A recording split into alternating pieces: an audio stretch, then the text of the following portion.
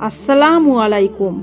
হযরত আবু হুরায়রা হতে বর্ণিত, তিনি বলেন, নবী সাল্লাল্লাহু আলাইহি ওয়াসাল্লাম বলেছেন, প্রত্যেক গুরুত্বপূর্ণ কাজ যা বিসমিল্লাহির রহমানির রহিম দ্বারা শুরু করা হয়নি তার লেজ কাটা।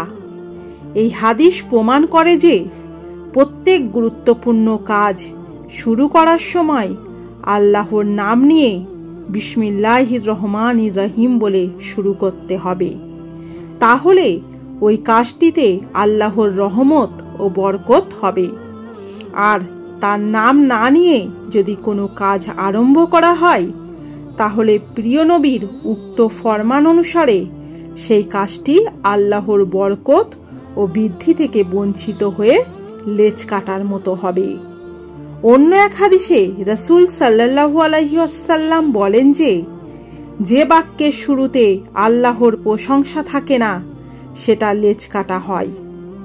আর এক বর্ণনায় আছে যে খুতবাহ বা বক্তৃতায় আল্লাহর একাত্মবাদের এবং বিশ্বনবীকে রসুল হিসেবে মেনে নেয়ার সাক্ষ্য থাকে না, তা নুলো হাতের মতো হয়।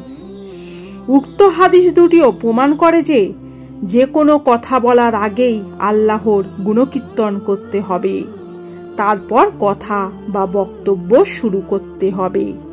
হাফেজ ইবনে হাজার আসকালানি বলেন, উক্ত হাদিস দুটির ব্যাপারে আপত্তি থাকলেও হাদিস দুটি দলিল হবার যোগ্য।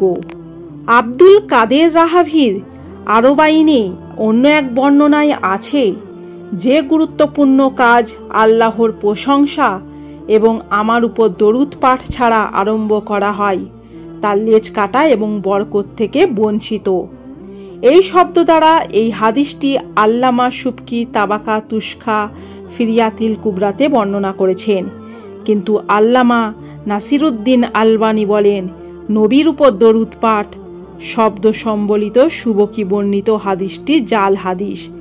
তাই কোনো কাজ শুরুর আগে কেবলমাত্র আল্লাহর নাম নিয়ে তা শুরু করা উচিত। তার সাথে নবীর উপর দরুদ পাঠ অপরিহার্য নয়।